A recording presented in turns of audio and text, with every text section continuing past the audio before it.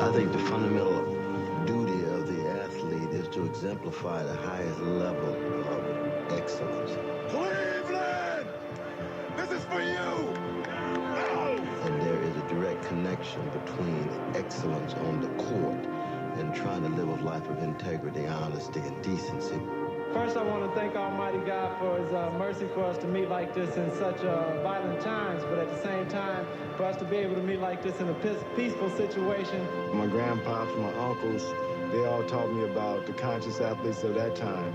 Jim Brown's, Muhammad Ali's, Lou Alcindor's, Kurt Flood's, guys that I look to as far as being able to balance consciousness and balance their sport. What we're really talking about is refusing to separate athletic excellence with moral excellence. People can't help but respect somebody who puts themselves out there in front of the whole world. Cameras, the game's on the line. So when they then put themselves on the line for a cause, it just is arresting. Welcome to Enough with the BS podcast.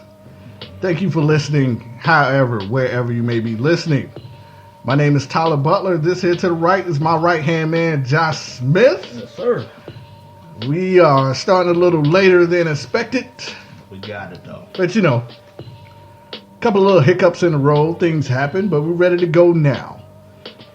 This show is going to be a little different. Of course, we're going to start it off by covering a little bit of the best topics in sports from the previous week.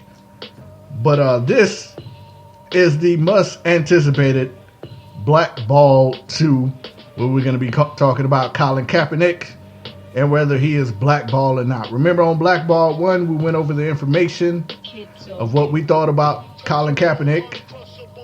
We're going to go into a little bit further and deeper into this show, and I think it's going to be a good show, guys. I've been pushing it for weeks, but we here now, and we here. And Jay, as always, how was your week, fam? It was pretty good, man. I had to take a little week off last week, birthday things, but... Yeah, happy belated birthday, appreciate man. that, Happy belated birthday. Appreciate it, but I'm ready now. Yeah, mine is in another 2 weeks, and We'll as ready. always, we're going to get together and celebrate both our birthdays. I would love to get together and do something about this podcast, but hey, Yeah. it's us against the world at this point in time, and I'm all good with that, But Jay, one of the biggest stories from the week, I must say, is the surprise, or maybe not the surprise, Yeah. of Lonzo Ball. Okay. You're a Laker fan. I like the kid. Leave his dad out of the conversation for now. I'm gonna bring him in. We'll bring him in a little later. From a player perspective, Yeah. what are you seeing out of Lonzo Ball? First of all, it's summer league, so a lot of people, after that first game, we have 5 points and 4 for 14 or whatever. People's calling him a bum. A bust. After one game, a summer league game. Then he comes with the triple doubles. Then he's doing pretty good right now as we speak. They're playing the Dallas Mavericks with a great rookie themselves with Dennis Smith Jr. Yeah. They're going at it. He's solid. But for what it's worth, he does look like an NBA player who's going to make his teammates better. Something D'Angelo Russell could never do. Snitch a lot. Sort of snitch a lot. Something that he'll never, ever do. The passes that he makes, just being an all-around teammate is something that he does better than our previous point guard. I'm happy with what I'm seeing so far. But again, it's summer league. Everybody pump the brakes. Pump the brakes. LeBron, I see you at the games. Stay away from my Lakers. I see you scouting. We don't want you here. LeBron is on his way. Go to the Clippers. He's a free agent after this Clippers, get out. We don't want you. There's been Stop reports scouting our games. that he never wants to be an LA Clipper. I wouldn't either, but numerous reports that he wants to come to LA. Him and his wife. Man, get out. Speaking of I LA, don't want you here. I say LA, and Lala Vasquez. Okay. I don't know if she still goes by Lala Anthony. Carmelo Anthony, boy, you better get your ish together. Cause I think he is. He'll get it together. she on the ground putting up. She showing out for the girl. She on the ground putting up take me back pics. Yeah. She's Look what showing you out. missed out pics. She's showing out on the ground. But Melo get that together. He got his own little thing he got to worry about. Yeah, Carmelo's still trying to get out of New Team York. gonna play for him. And I will say this. You guys know how I feel about Carmelo Anthony. Yeah. Right now, I actually feel sorry for him. He's in limbo. Like, Yeah. nobody wants him. Like, Yeah, nobody really wants him. Yeah. Except for Houston. But they can't seem to get him. exactly. The Knicks didn't have a general manager at the time. They couldn't make any moves. Now they hired one, the guy from the Sacramento Kings. Yeah. And he wants Melo to stay. I mean, I would too. I So mean, he's trying, yeah. if I was the New York Knicks GM, if you're new, brand new coming into the position, you don't have a reason to trade Carmelo. What is your reasoning for wanting to trade your lone all-star player? Rebuild. You can rebuild around him. Can you? Because Yeah. he's getting a little long in the tooth.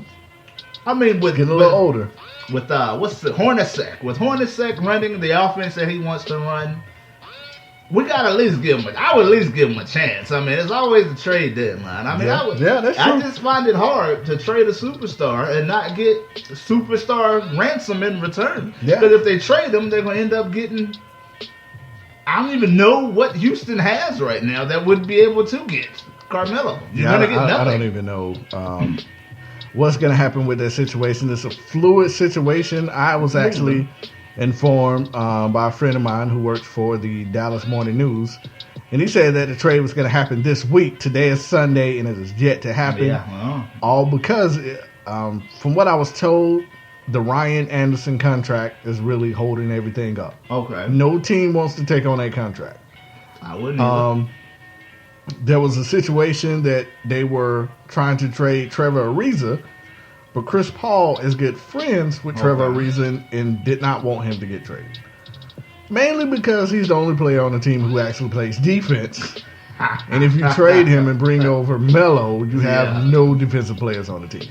I mean, looking at their roster, I mean, they don't have a lot to trade at this particular Yeah, no time. tradable assets. I mean, you just signed P.J. Tucker. I mean, he's defensive minded. Yeah, I mean, They got Luke Bamute. Mute. Signed him today, correct? Yeah. He sucked at the Clippers. I don't know what you think you're getting there. Got Eric Gordon. I mean, Trash. but they traded Lou Williams, so you got to have your sixth man. You got to keep Eric Gordon to come off the bench. Yeah. But I mean, Trevor Ariza might be expendable since you signed P.J. Tucker. I mean, that is true. but And again, Luke if Bamute, that's you're two small forwards. yeah, but then if you're the New York Knicks GM, and I tell you, hey, we're gonna trade Carmelo Anthony for Trevor Ariza, Yeah. that's just not gonna fly. Like, nah. I'm with you on that. But anything else on Ball or the situation before we go ahead and His dive dad into is the a show? genius. Whoa. His dad is a genius. Say it again. His dad is a genius. Everybody needs to just leave his dad alone. His dad knows what he's doing. He wore the balls for a game or two, and then he pops up in the Nikes. He pops up in the Kobe's. He pops up in the Under Armours, the Currys. He pops up in the Hardens. And in the days wearing the Jordan 31s, he's showing these brands like, look, at all the attention that I can get you just by wearing Boy, when he had them Kobe's on, the Mamba mentality. there was no other shoe talked about. No one cares what Jason Tatum is wearing. No one cares what Markelle Fultz is wearing. No one cares what any of these other rookies are wearing except Ball. And it's because his dad is a genius. Don't be like, oh, his ball shoes, they hurt. He probably doesn't like them. No, they're probably perfectly fine. He's positioning himself to show these other companies what he's actually worth, because all week, all summer league week, that's all you've been hearing about. And one of these companies are going to come back to the table. Be like, all right. Now, I don't know if they're going to give him $1 billion. He ain't getting $1 billion. Like he's asking for. But he may get 6 to 7 million a year. I think the somewhere around initial there. contract was $5 million. Something. They might up it up to 7 or 8. Yeah.